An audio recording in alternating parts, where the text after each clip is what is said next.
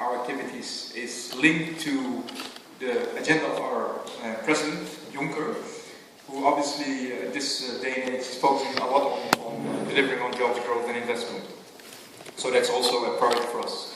Together with Resilient Energy Union, climate change policy, and a deeper and fairer internal market.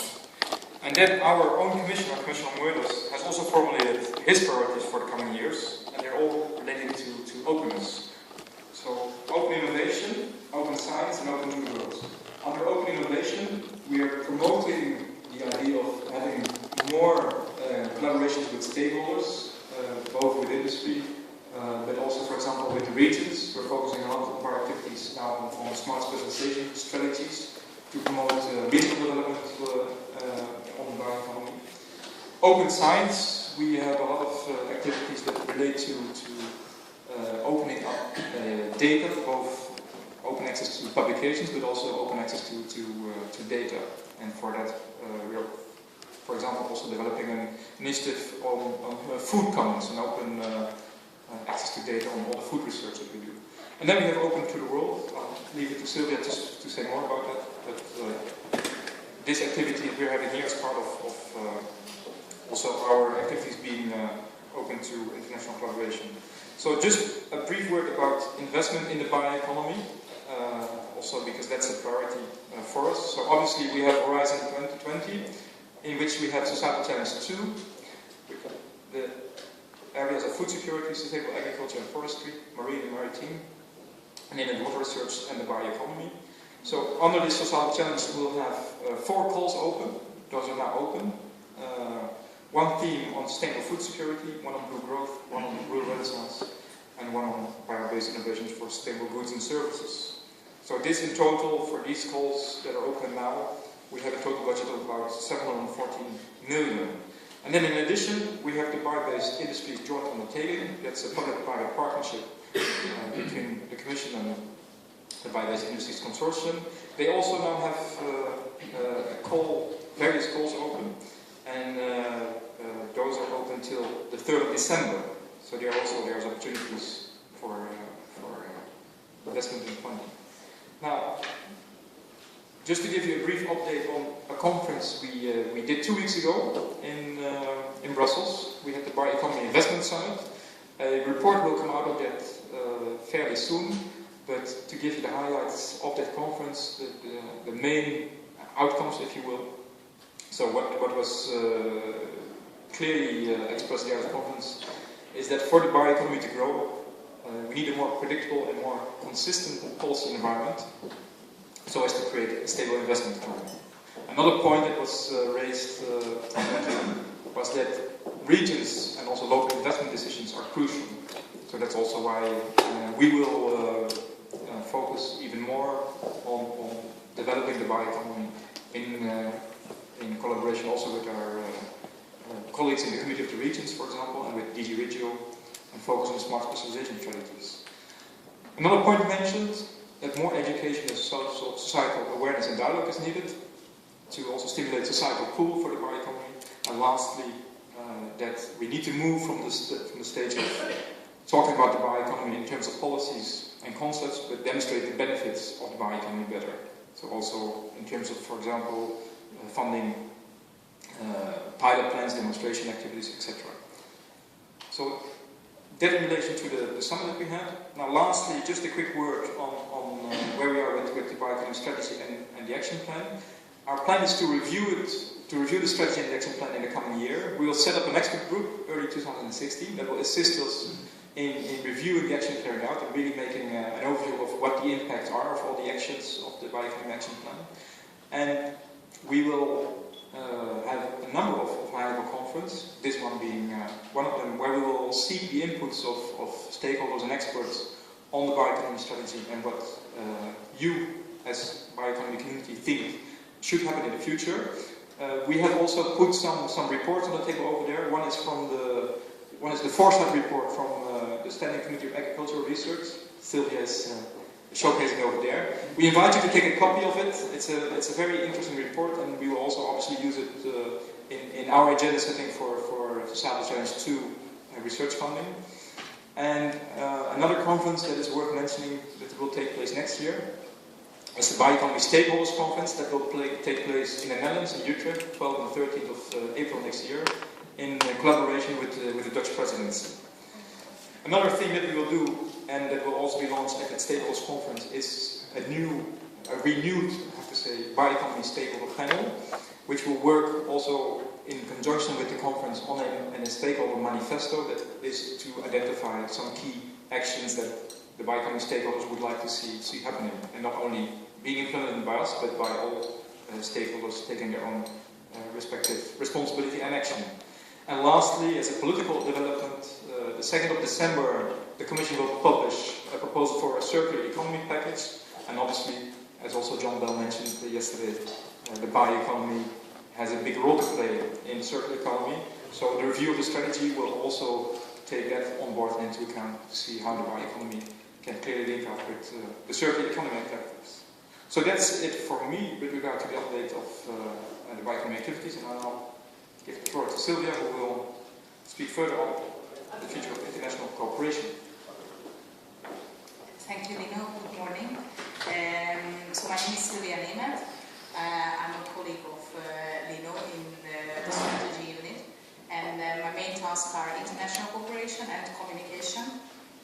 Speaking from a communication point of view, I also want to highlight that there are several interesting publications there. Please take one of the samples, and there is a very nice leaflet from SCAR that works in a strategic working group on a research and innovation agenda, and they invite your comments on the web, so take a leaflet if you want to.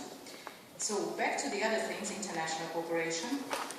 In Horizon 2020, there are two principles, the general opening and the targeted opening. John Bell yesterday already mentioned that Horizon 2020 is open to international cooperation, and there are certain targeted actions that we have in our work programs. So there are certain topics which are flagged as specifically relevant for international cooperation, and mainly they are the results of certain strategic policy dialogues related to, for example, the Africa dialogue. There is a food, agriculture and biotech initiative with China, where the European Commission invests, and the Chinese side as well considerably. And we do have a lot of topics on the implementation of the Transatlantic Ocean Research Alliance. About the international cooperation, I also wanted to say that the networking programs of program managers, the aeronets and the JPIs are also investing more and more in international cooperation activities. So please do follow the calls that they are launching, also the international calls, because it can be of interest for several of your activities. Speaking about the future, as Lino mentioned, there is a review process going on, and obviously there is an international cooperation dimension of it. For this reason, we try to have a dialogue with our international partner countries, and this workshop that we are doing is part of this dialogue process. We are also trying to work on a better alignment of the research agendas in Europe, so together with our member states. And there are plans for going more in the direction of multilateral cooperation, and more specifically there is serious consideration to launch a specific international forum on the bioeconomy. This is the working title of it. And basically the idea is that many of the challenges that we are facing in societal challenge too, they are global challenges, so we need more global approaches, and that is one of the reasons why we would like to go in the direction of multilateral cooperation. I also want to mention that basically international cooperation can be an ad hoc thing, so certain research organizations coming into individual projects, and it can go into much more program-level cooperation with strategic partners, and this is what we are seeking for, and how we would like to contribute to the delivery of the review of the bioeconomy action plan. There are several needs that from our side we were identifying. There is need for policy-related discussion, development of common indicators, for example, how we can measure the progress of the bioeconomy with our international partners, and also with organizations that are working on this. So it's not for nothing that we have the OECD speaking after us. And there is, of course, a need for knowledge sharing and for launching common research and innovation actions. So how such a forum could work? It could be an informal multilateral network for those that really engage actively in building the bioeconomy. I would like to emphasize that multilateral doesn't necessarily mean global. We heard very often in this conference that, for example, the advisory committee that is helping this conference is pretty much trying to go global. The first thinking is that you don't necessarily need to be global in order to be able to launch initiatives that are afterwards relevant for several countries. As I said already, it could engage in a much more strategic program level cooperation. It could be a room for policy-related discussions to develop certain issues that are currently missing from the international dimension of many of our bioeconomy building actions. I think what is important to say is that the European Commission is thinking of an informal thing and a flexible platform where the partners can decide in which actions they would like to participate. Because if you are trying to launch something where people feel restrained, then very often they would be thinking twice whether to participate. And of course, it is very important that the delivery of such a body should be monitored and evaluated regularly. But as I say, for making such a network functional, the existing needs must be seen. And that's why you see this, firstly, very straight setting, because we would like to have today discussions where you are free to express your thoughts on this, and we would very much welcome your ideas. I will give now the floor to Jim, and then afterwards we come back quickly with some housekeeping instructions. Thank you for your attention. Yes, and maybe I should mention, here are our email addresses, and after the session we will stay here. We are not going to eat today. And if you want to ask any questions that you feel are not related to what we are discussing here, please feel free to contact us. Thank you.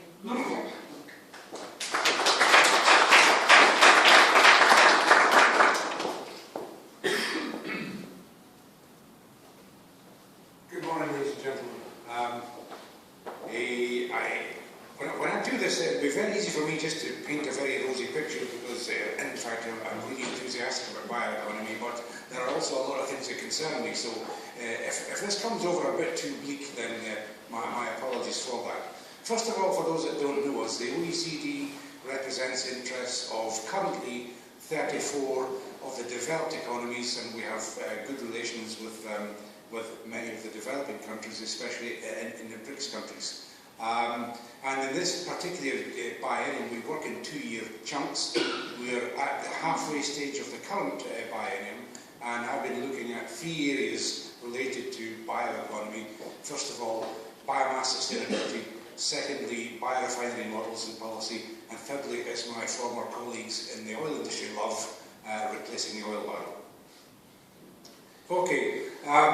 First of all, in the issue of internationalization, where do companies invest nowadays? Because we have the global economy, World Trade Organization, sort of that.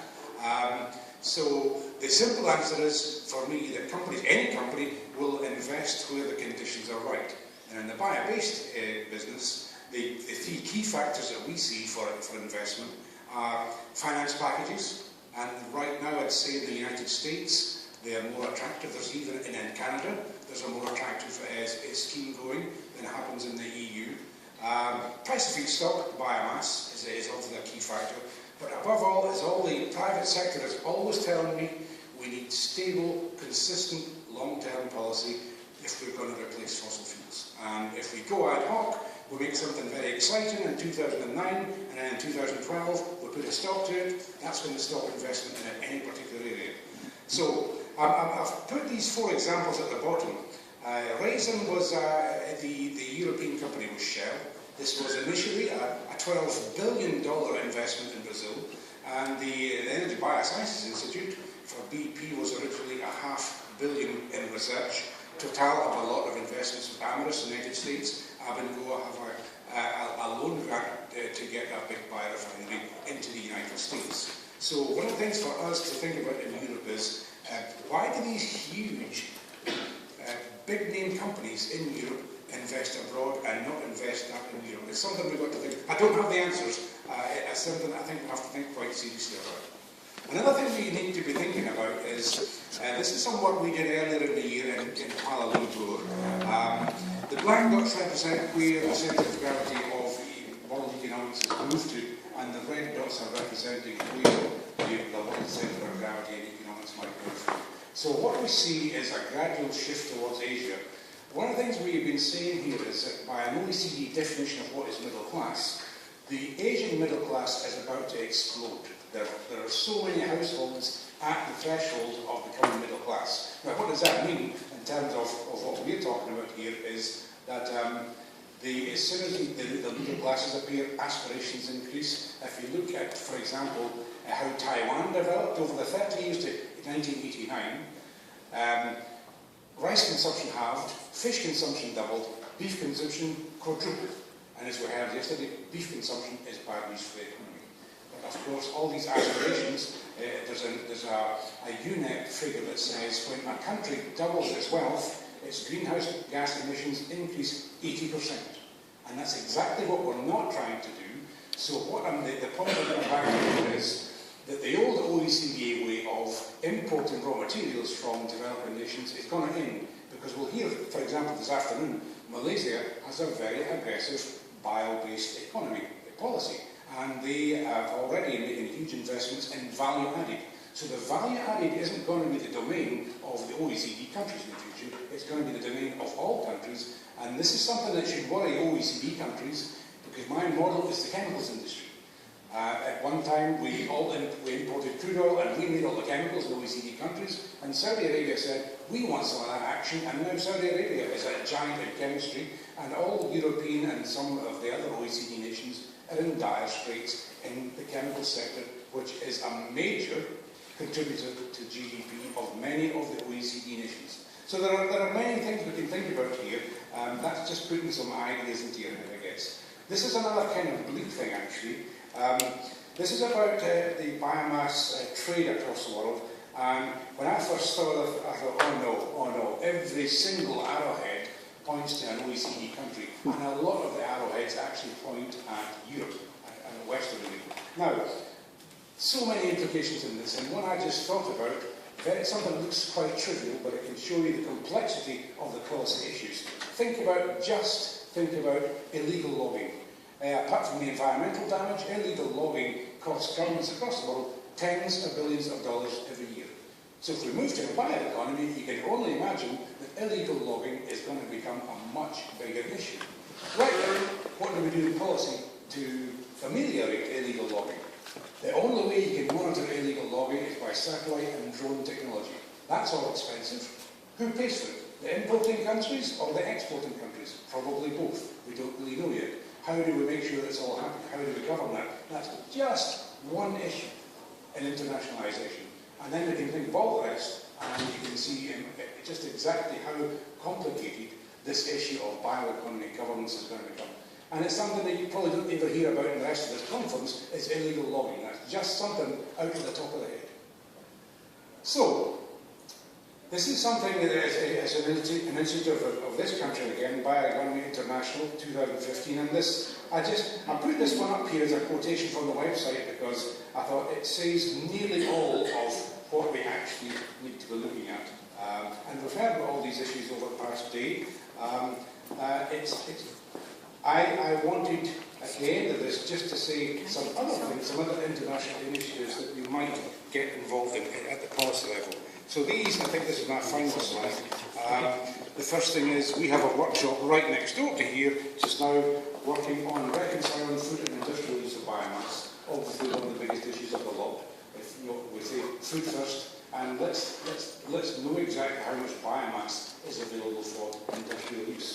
I've got the second bulletin here, and I've said it's an easy way to get international collaboration going. I'm thinking here to my first experiences, 1992, early in August of that year, I went for the very first time into Russia as an academic, a British academic, working with Russian academics. And you can think with decades and decades of secrecy, of isolation and mistrust. And a morning one, we sat around a table, we designed some experiments, and off we went. It was the simplest thing in the world because scientists all over the world want to talk about what they're doing. So that's the kind of thing that politicians could never achieve. But scientists can achieve that, and what's more, they can achieve it on a relatively small budget. We did that on a shoestring. And to this day, I still have that relationship with that group in Perm in the Ural Mountains. This thing about definitions came up very recently. We had a workshop a couple of weeks ago in Rimini on bio-waste biorefining. And what struck us there was we have potential estimates globally for biomass, potential estimates for waste materials, and they're all over the place. And until it sounds like it's kind of boring, it's a kind of policymaker's thing, I guess, talk about definitions. And scientists say, that's the most boring thing in the world, really, but actually, until you can start to make some definitions, that relates back to the reconciling food for industrial and biomass use. Until you can define how much of these materials you've got, you don't actually know how much you can spare to go into industrial use and how much you need for food. Even in the waste, I believe there's an EU definition of bio-waste which doesn't involve agricultural and forestry residues. Now that's very smart, in fact, not calling it waste, because we know what the problems are when you start to call something waste. But those two elements themselves would make bio-waste a much, much larger issue. So that's when you start to make these estimates. If, for example, if you're making a biorefinery roadmap for a country, you have to know fairly, with a fair certainty how much of these materials you have available. Regulation, I've talked a little bit about that. There are many places that can go. Standards was another issue that came up in Rimini, is the legalisation of standards like compostability being legalised in the form of third-party verification and certification. Many, many places to go here. And if we don't have these standards in place, you know, country X can say our bio-based propanol has got X greenhouse gas emissions reductions compared to yours. Until we have that uncertainty, that's easily going to lead to trade barriers and international trade conflict, I might say. So, I think that's all I have to say, because I'm really supposed to be next door at my own workshop, but thankfully, I have a very alert chap in the chair over there. So if you don't mind, as they say in Russia, Moscow.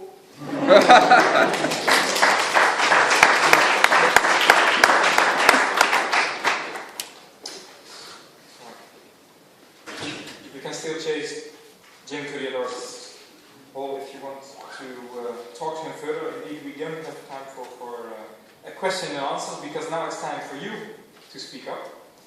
And we'll start with the interactive part of the session. I'll just put up the questions that we have. Just check. Yeah, this one. So, as said, after having set the scene about the issues and challenges for international cooperation, we now want to hear from you. What are your views with regard to the activities that we could entertain in the context of international cooperation? So, as you have seen, you're clearly set in a way that is different from the standard receptive mode. We have set up this room with groups of 7 people, and I see you've been very proactive in reorganizing the way we set the room. But we would like you to stick to a setting of 7 people. We've set flip charts around the room. So if you could, when we start with discussing these questions, make sure that you are in groups of around 7 people in order to have everybody given a chance to contribute. So you've seen also on the floor, you've got post-its and you've got a short explanation on what we call the World Cafe. This setting is called the World Cafe. So this is done in such a way that you discuss in your own group of 7 a question. So we have 2 questions for you today. We do first round with the question, why do you think is for international cooperation needed? Why do you think it's important, or maybe you don't think it's important? We'll discuss it actually 10 minutes first in your group because we don't have enough time otherwise. And then we will do some collective harvesting, some collective feedback, so you can hear also what was discussed in other groups. Now, because we have so little time, we want to streamline it a little bit. So what we will ask you to do is at the end of your group discussion to think of per group what were the most important ID suggestions and stick to only 2 ID suggestions per group in that first round of what argument, what ideas you have about the importance of international collaboration. We will then ask that for some of the groups, because again we don't have time to discuss all the groups, but we invite you wholeheartedly to use the flip chart to also more in detail write down what has been discussed in your group, because we will take all the flip charts back to Brussels and make a sort of short report from it, because we really want to use all the suggestions that you give. It's what's called free labor in Brussels.